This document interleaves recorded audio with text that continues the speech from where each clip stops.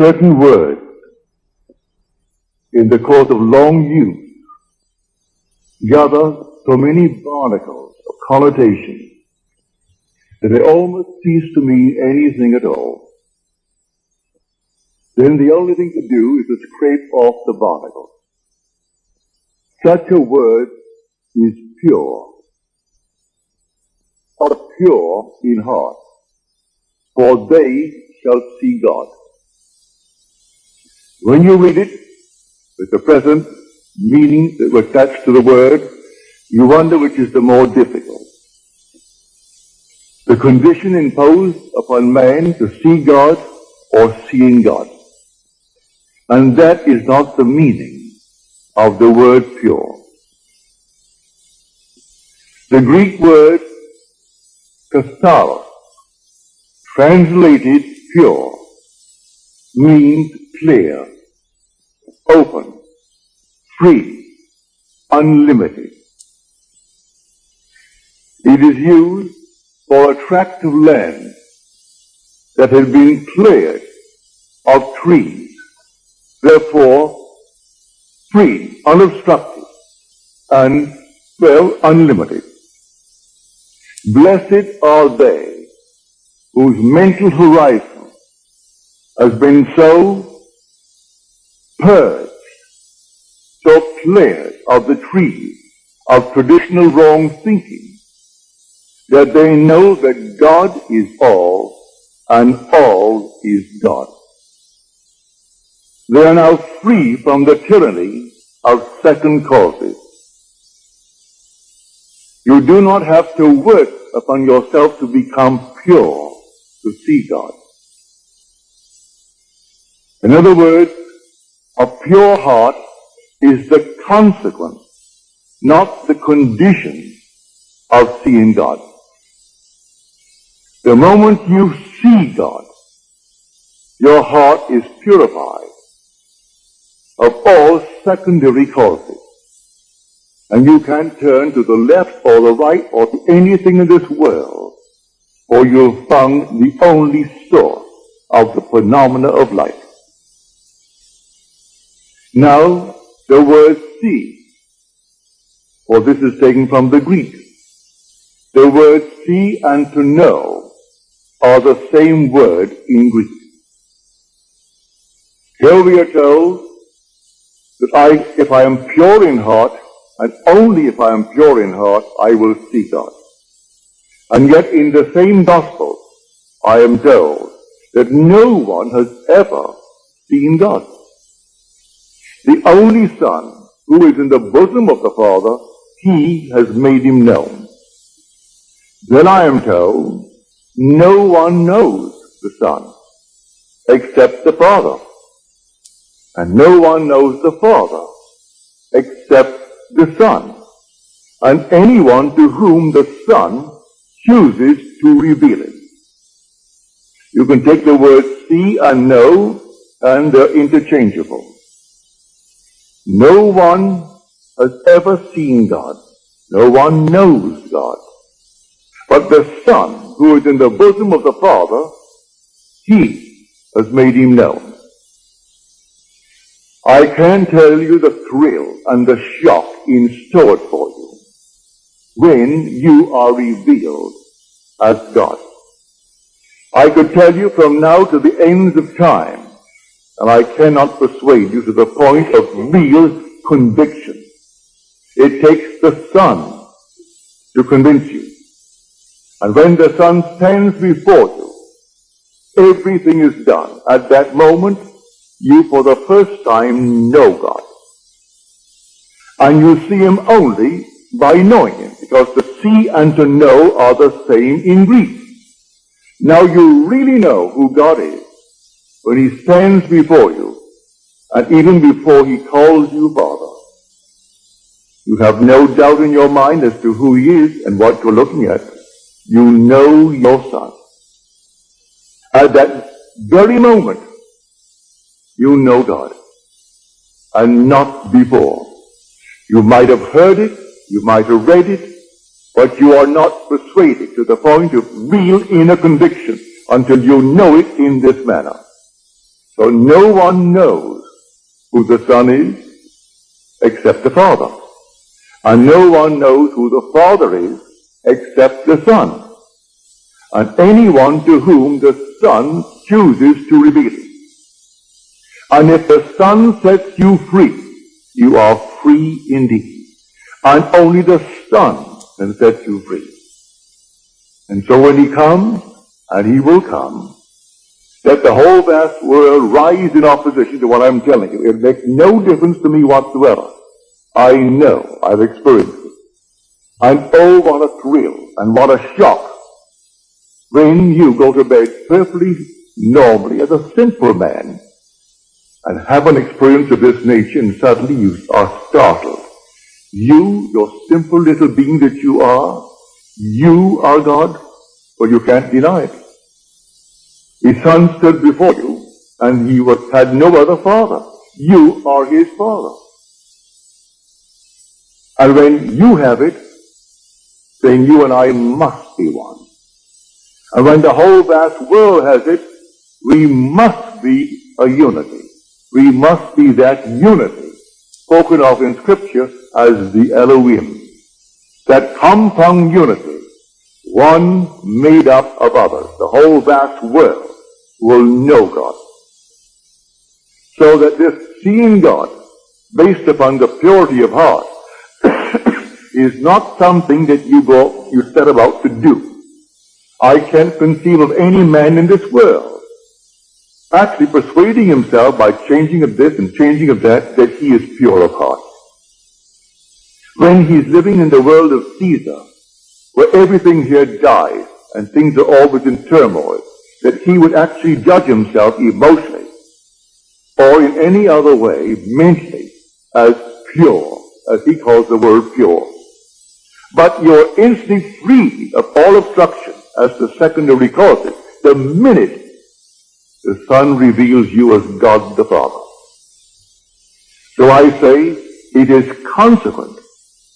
It is not the condition of seeing God. And so the minute he stands before you, instantly that whole vast wonderful world of yours is cleared of all obstruction. Now you know what catharsis means. Well, we use the word as a purge in our world. We speak of a cathartic. That's the root of the word. To purge, to open, to set free, to completely leave open a channel so there's no obstruction whatsoever. Not one tree can stand in its way. And so when this track is completely cleared, and it's cleared the minute you see David, at that moment there is no other cause. And until that moment I turn to this, to that, and to the other, these secondary causes, and live in a horrible state, for that is the greatest tyranny of the world, the belief in secondary causes. So here, the word pure, let no one frighten you that you've got to set about to purify yourself as the world thinks that is pure. Because who knows the secrets of a man but the spirit of a man? So who can look at a man and say he's a pure man? How does he know he's a pure man? By his standard of purity, no man is, including himself. But by scriptural standards, the minute you see David, and David reveals you as God the Father, then all the trees, all the obstructions, everything in your world that came between you and self disappear, and you're the only cause of the phenomena of your life. And you go through life now, simply bringing into your world the things that you would like to entertain in your world. No matter how difficult it seems to be, you see it, you know there's only one cause, and so you simply rearrange the thing you see. You don't throw it away. You don't discard it. You rearrange it, and in your mind's eye you rephotograph the image. And rephotographing the image, then let life develop that negative and produce it on the screen of space, and it will. So here, blessed are the pure in heart, that sixth beatitude, which seems so difficult to most people to interpret. But I haven't found one interpretation in Scripture. All the commentaries, I haven't found one that will go back to the root and show us exactly what it is. I have what is considered the grandfather of all interpretation, which is the interpreter's Bible. They do not touch it. They will admit it's the most difficult of the Beatitudes, this sixth one. But they can't touch it unless you go back to the root, unless you have the actual experience of what it means to actually purify and take all the creeds out of man's mind, purify the mind. And it can't be done until he stands before you. And you know, without any doubt, who you really are. When you know who you are, there is no secondary cause. None whatsoever. And then comes the vision. Here my wife gave me a vision 2 months ago. There was no occasion to tell it, but it would fit. He said we were in this fantastic, magnificent, enormous apartment in a palace. And we were the gateway into a new age.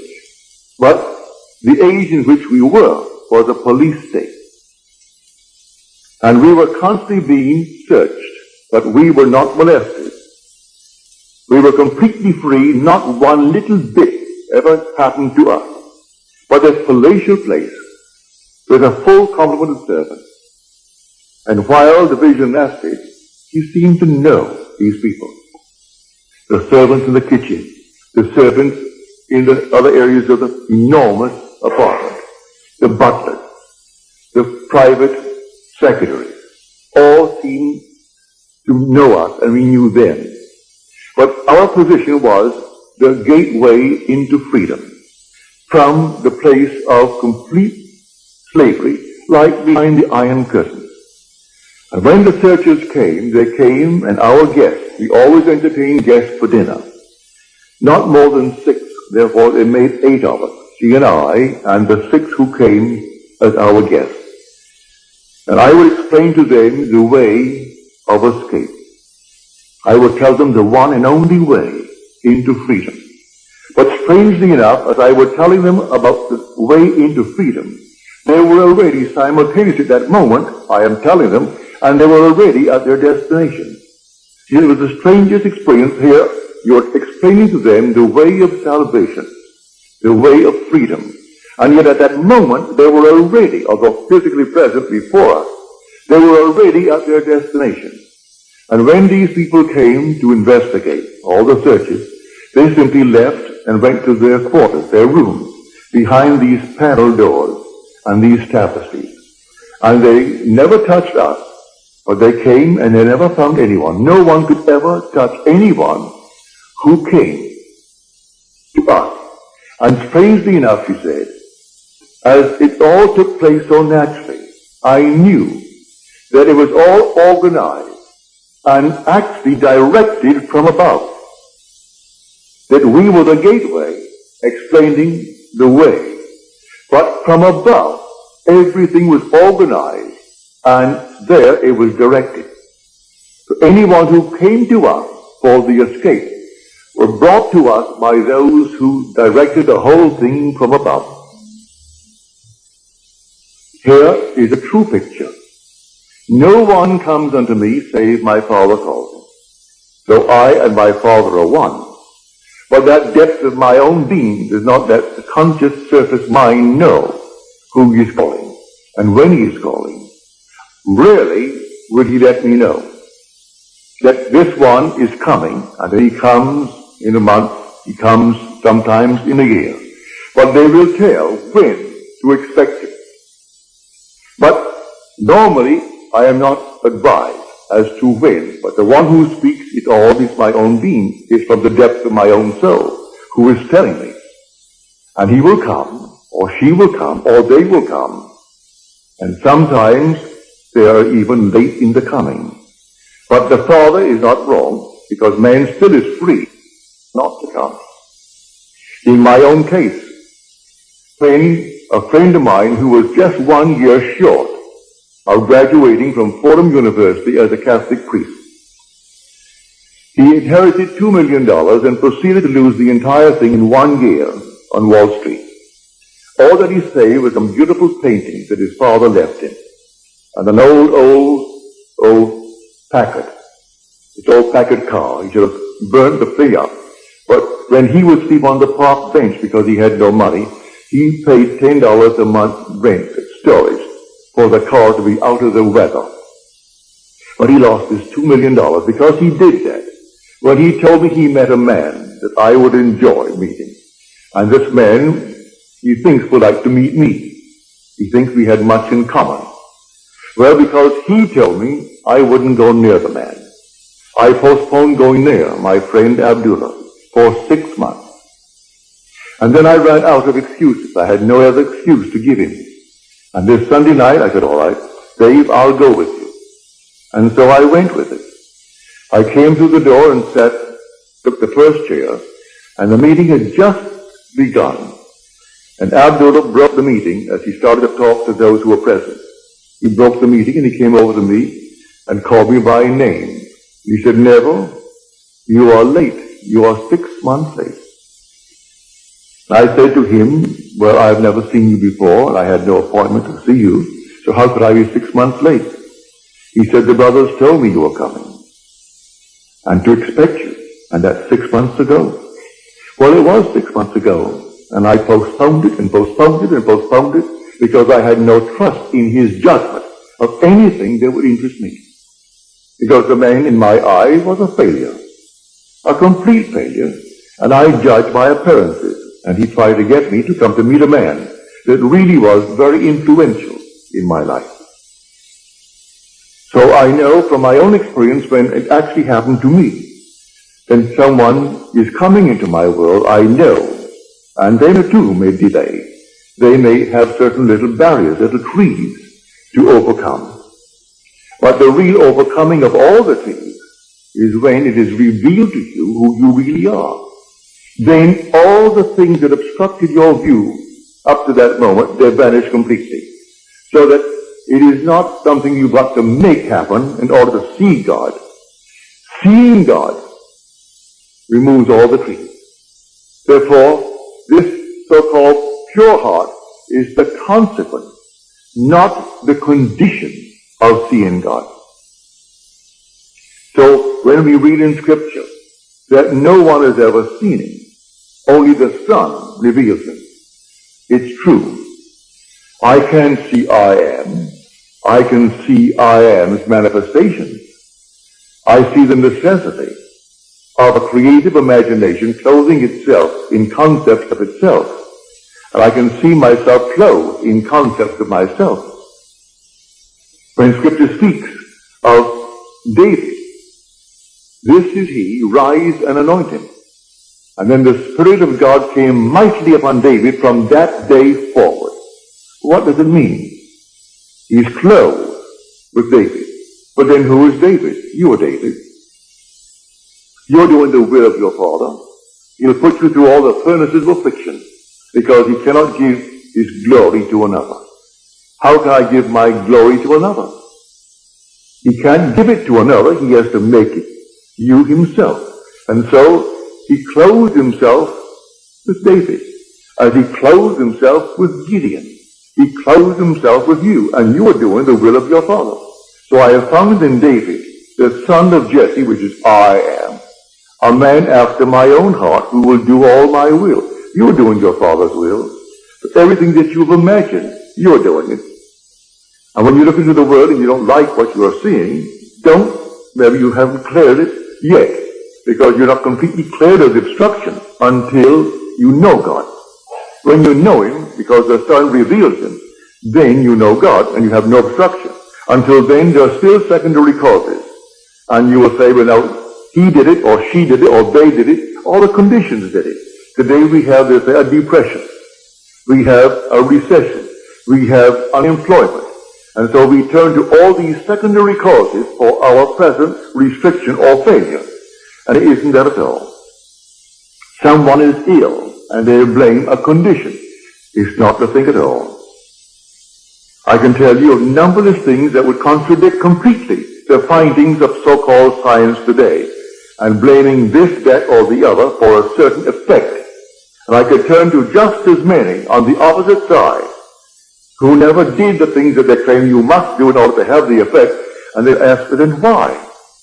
Why does this happen to this crowd who never subjected itself to the test that you have given, and yet they have the same effect? We are emotional filters, and we bear the mark of our prevalent emotions. So what is that prevalent emotion that you and I are entertaining morning, noon, and night? I can entertain the limitation of failure. Or I can even get into a cycle, so that at every season of the year, at a certain season, it could be spring, summer, autumn, winter, where things seem to go down. And year after year, they will go down. No matter what I have in the spring, if the winter is when it goes down, it'll go down, if I don't get out of that cycle. And I believe that simply in some tree that is not yet removed, on the other hand, let me encourage you, you can't remove it by taking thought. You can't remove it by working on yourself. You'll remove it that day when David stands before you. And may I tell you, he will stand before you. Everyone he will stand before. And when he stands before you, and you know that he is your son, you know who you are. For David is the Son of God. There is no other Son of God, if you read the Scripture correctly. When you know how to read Scripture, you must see that when these evangelists, Matthew, Mark, Luke, and John, and they're all anonymous names, when they wrote their gospel, they were not writing biography. They were writing theology. They were not writing secular history. They were writing the history of redemption. It's all the difference in the world. Men not knowing this, they read it as secular history. And they think here is the biography of a man called Jesus. The whole story of Jesus, from his birth through his ascension into heaven, is, to those who understand who he is, a sign granted by God to those who will receive it. But the signs of God's wonderful redemptive activity were not the signs that Israel was expecting. Therefore, they completely rejected it. They would not accept it. When I tell you, this is what it is. You are born from above, and you're born in this manner. And you rise from the grave, and the grave is your own wonderful being. It's your own skull. Then, if you don't believe that because of the trees of false teaching, well then you'll reject it. I'm telling you the truth. But if you've been conditioned through these traditional wrong thinkings, these trees must then be removed. I can aid you to take a few out, but they will not all go until that last one when David stands and confirms all that I tell you. So all that I have told you and all that I will continue to tell you is simply in Scripture, but it is not biography. It's theology. It's simply the knowledge of God and God's way of redemption. That's the entire story. But if I take it as the world takes it, as biography, and simply secular history, well then I miss the point completely. So, you will see God. And when you see him, you will say within your heart, well, I didn't think myself qualified. For you don't feel any change. You're so capable of a violent act the very next day if someone should injure the one you love.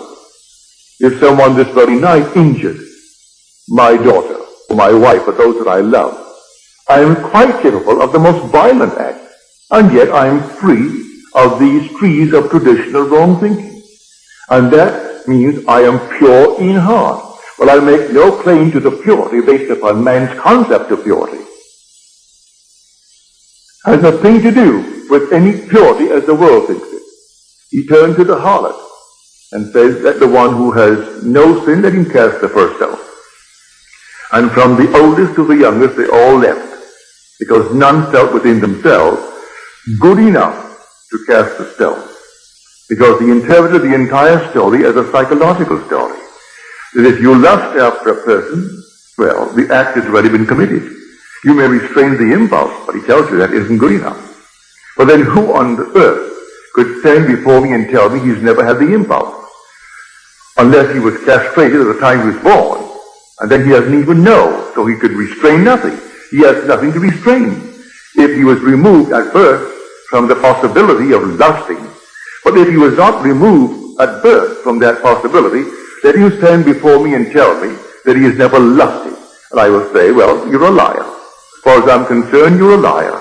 Whether you be male or female. And so, that you've never had the impulse to get even. Don't tell me you haven't. Don't tell me you haven't had the impulse and still are capable of the impulse to hurt if someone should hurt the one you love more than you love your own self. And yet, you are pure in heart the day you see David. For the minute you see him, you know the whole vast world has collapsed as far as you are concerned. The whole thing has collapsed. And now you no longer can turn to this, that, and the other and blame it or praise it for anything that's happening in your world. You are simply within yourself. You are God himself. You are the God, creating good, bad, and indifferent in your world. A friend of mine in the audience tonight, he said, I had this vivid dream. My wife and I, and here we are, and the world is coming to an end. The whole thing is coming to an end. It began to shake. A wind, the unearthly wind came up, and then the rain like a flood, and then the earth is shaking. And I said to myself, well, the earth has gone out of orbit. I wasn't afraid of death, and my wife, she wasn't afraid of death. But I thought the whole thing was simply coming apart and coming to an end. That's a wonderful adumbration. Read it in the 13th chapter of Mark. Read it in Matthew. You see these buildings? Not one stone will be left standing upon the other, but it will be turned down. That's when the Son of Man is coming. That's the end of the age. Well, in your case, you had a most wonderful adumbration. And you're not given these adumbrations when you're far removed from the actual event. And this thing happens to you, be watchful. It's coming. This is simply a foreshadowing in a not altogether a conclusive way, no, the way you saw it, but when it happens, when the whole thing collapses, and the ideas by which you lived in the past, you no longer can live by them. You just can't live by them. Nothing external, the whole thing is internal. The whole drama of life is a psychological drama, and now you know it. So your vision is perfectly marvelous, perfectly wonderful. Others are finding themselves interwoven in their lives. 2 and 3 and 4 together, all interwoven as though this thing has been going on over and over again. It has been going on. Before the world was, we were one, and yet individualized. We were brothers, greatly in love, a love beyond the wildest dream of man. And we deliberately and purposely came down into this world of horror for a purpose. And as the poet says, when we are so curious about why are we here, he said, be patient. Our playwright will show in some 5th act what this wild drama means. So here we have it in 4 acts, like the 4 corners of the universe. Wait, be patient. In some 5th act, he's going to show what the wild drama means. And it will be beyond the wildest dream of man, the glory that comes out of the horror to which we go here. We must pass through it. You and I agreed to dream in concert, and we haven't violated that place. We still dream in concert. So we can share the same room, share the same events, see them a little bit differently, because through different eyes, but the same event. You see it just a little shade differently. So when you read Scripture, don't take anything for granted. For this simple little statement, I have heard so many ministers from the pulpit take that 6th beatitude, and they made, the strangest thing out of it. They frightened the people to death. But they went through that door after the service, and they wondered how on earth would I ever see God. For they knew in the depths of their soul, if they had to be pure, as he pointed out what they had to be, well then you could never see God. But you'll never see him, say you see him through the sun. Because you are spirit. You don't look into the mirror and see God. You see him in his Son. Thou art my Son. Today I have begotten thee. And as you're told, if scholars are not convinced that the 2nd Psalm is that of David, but read the 4th chapter of the book of Acts. And you say, O sovereign Lord, creator of the heavens and the earth and the seas and all therein, who by the mouth of our father David, thy son, did say, then he quotes the second Psalm. If you want any confirmation as to who actually wrote that second Psalm, read the 4th chapter of the book of Acts, which is written by the author of the book of Luke. And in the book of Luke, you read the words in the 20th chapter. Why did David in the Spirit call him Lord? If David thus calls him Lord, how can he be David's son? For in calling him Lord, he confessed he was his father, not his son. And now this is written by the Son, as told us in the 4th chapter of Acts, and first revealed in the 2nd chapter of the book of Psalms. And I will tell of the decree of the Lord. He said unto me, thou art my son. Today I have begotten thee. So here the drama is really in you. The whole drama is in every individual in this world. And it simply only unfolds in man. And when it unfolds in man, what in this world is worth more than the unfolding of the drama in you? If you own the whole vast world, you wouldn't leave it. For this will all vanish anyway. So what does it matter if you own the whole thing? But one thing they can't take from you is the being that you really are. That essential being is God. But if you don't know it, well then it's like a fabulous fortune of which you are totally unaware. Therefore it is non-existent. It means nothing to you if you're totally unaware of it. But when you are aware through the Son that you are God the Father, then you are set free. For if the Son sets you free, you are free indeed. Now he said, I will be with you a little longer, and then I go to him who sent me. Yet he who sent me has never left me. He and I are one. Oh, do show us, oh Lord, show us the Father. I have been so long with you, and yet you do not know me, Philip. He who has seen me has seen the Father. If you see me. But then who are you who is speaking? At one moment, if you read Scripture properly, he is speaking in the capacity of the Son, therefore David is speaking. At another moment, he is speaking in the capacity of Father, and therefore it is the invisible Spirit speaking. But no one has ever seen him. Who can say he has seen him? Until you see him in spirit, you can't see him here. All these are masks. What on earth could ever look like him? No. You will know exactly who you are when you see David. Because the Father and the Son are one. And you will actually see in David what you, matured, must be.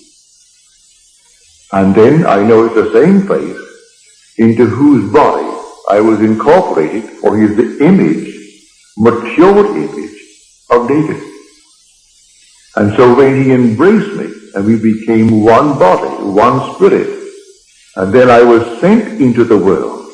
From that moment on, though I still looked like Neville, the Neville that was before, and still look like that in Neville now, it is that being into whose body I was incorporated, and with whose spirit I became one, that David recognized and called me Father. For he who is united to the Lord becomes one spirit with him. And so there is only one being resurrecting. So the resurrection is not over, it is taking place. And so he said to Timothy, there are those who preach the resurrection is past. They are misleading people and turning them from the faith. As he came into his letter to Timothy, because he said, the time for my departure has come. I have finished the good work. Well, now he must tell Timothy not to fall into that trap and teach that the resurrection is over. It has begun, but it is taking place in everyone and must take place in everyone. So the Christ of whom he spoke is that universal Christ that is buried in everyone. And in everyone, but individually, he must rise. And the same pattern foretold in Scripture by which he rose must take place in man. He came out of one place where he was buried, and there's only one place, and it is named skull.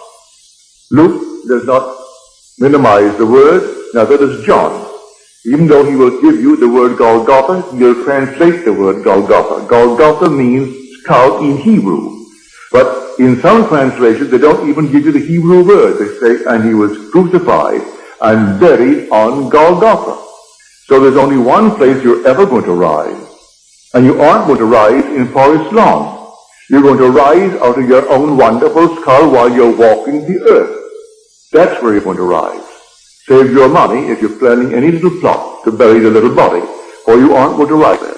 In fact, you will never be taken there. Let them destroy this body, let them turn it into ash. It means nothing. You will still be in that immortal skull where you were buried in the beginning. And from that skull, you're going to rise.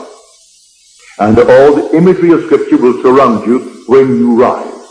And then will come this wonderful unfolding pattern, for there's only one pattern, that must repeat itself through the indwelling in man of Jesus Christ. Were he not in us, then he could not repeat the drama. But the same thing is told in the gospel. That same drama unfolds itself in the individual. And he is the Lord, who is the Father of the only Son, and that Son is David. So when you read the story, if you have a concordance, and I recommend if you don't have one, and you plan ever to get one, the best that I know of is Strong's Concordance. It's exhaustive.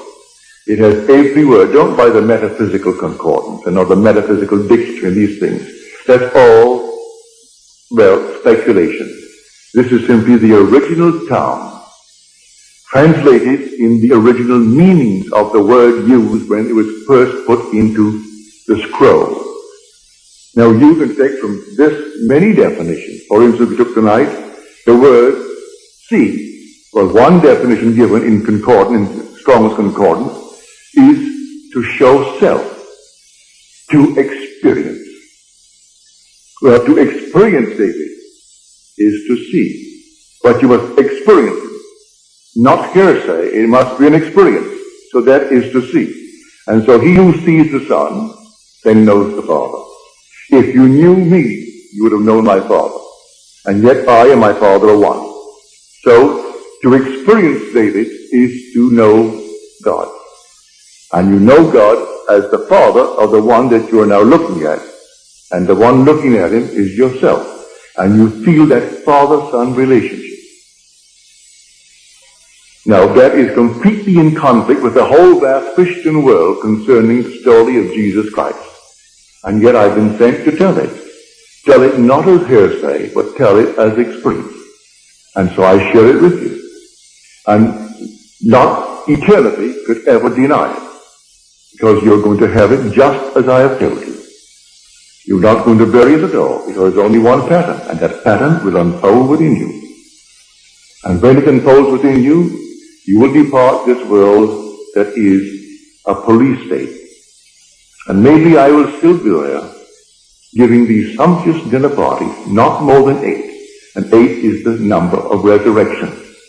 There were 6 guests, and 6 is the number of man. And 8 is the number of resurrection. So the 6, which is man, now will be set free. So here this sumptuous, wonderful dinner. And not one can fail, because as I am telling them the way of escape, they were at that very moment already at their destination. So not one who came to search the house could ever find one of my guests. And as they came, the butler announced the officers are here, and out my guests would go behind the tapestries and the panel wall into their quarters. And then that very night, always the night of the banquet, they escaped. And that was the vision. So I tell you, it's a true vision. You bring it back, and you know, and she says, strangely enough, I knew them and I was there in the vision. But on waking, you were the only one that I really knew. The others were there for a purpose, and you were playing a part that came from above, for the whole thing was organized and dictated and controlled from above. And there you sat and explained the procedure of departure. And yet, as you told them, they were already at their destination. So no one could have found them anyway. But they went through the means of searching the house. And they came several times in the interval, always at the end of a banquet. Then got guests. There were always 6. They left. And they were set free from this police state. For this whole vast world, whether it's behind the Iron Curtain or outside of the Iron Curtain, we are still in a police state. The whole thing.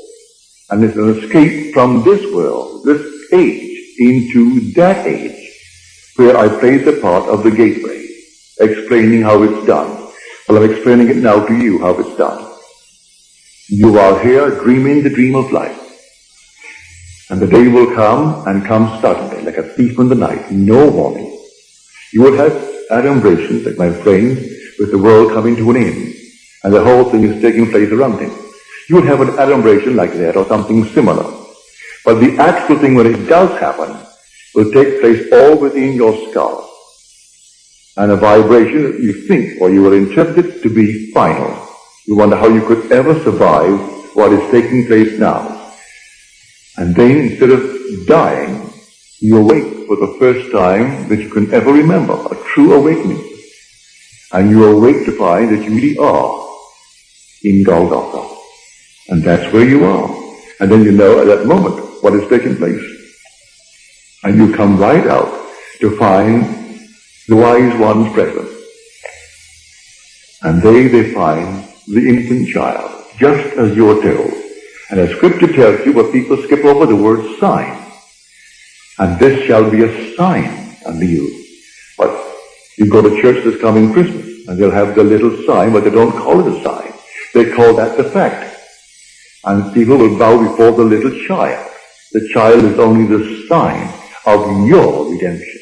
You were the one who awoke. You were the one who were born from above. And you are the one of whom the evangelist wrote. That Christ in you is the one of whom they speak. And the whole thing is told there, your experience, and the whole story is your story. But as you read it, and as it's interpreted by those who talk from the pulpit, you will never know it. And they wonder why they are still so confused today. It will go on and on and on, until actually man comes to the truth of it all. And he comes to it from within himself. So to go back, if you have the concordance, don't take anything for granted. Just simply turn to the word, look it up. You need not know one word of Greek or one word of Hebrew. It gives you a number. You look up the number. If it is in the Old Testament, you look up the section under the Old Testament for definition. If it is in the New, you turn to the Greek. And you look it up under the Greek. And it takes the number. It will show you the Greek word and the pronunciation of the word. But you need not bother with that. Look up the number, then take the definition as given you, not in Greek. It defines it in your own tongue, in English. And you will see how many definitions of the one simple word are there, and why they chose the one that they did. So, blessed are the pure in heart, for they shall see God. And the pure in heart is simply the consequence, not the condition of seeing God. Seeing God produces automatically, instantly, the pure heart, which is nothing more than the purging of the mind of all beliefs in secondary causes, clearing the mind of all obstructions, leaving you completely alone, that God is all that there is, and all is God. Now let us go into the silence.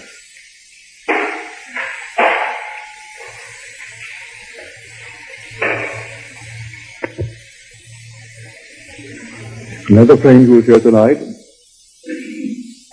she says she heard a voice, didn't see anyone, saw nothing, just a voice. The voice said to her, "You will be called and sent, and you will not return." You will be sent into, well, that's Scripture. You will be sent while you are here. You have a long time here. But you will not return, not only here, but return to this age, whether it's beyond the so-called grave or not. You will not return to this world, terrestrial world. But you'll be saints and players, but you're told that in Scripture. And they came back, the 70, but they're all sent out in twos.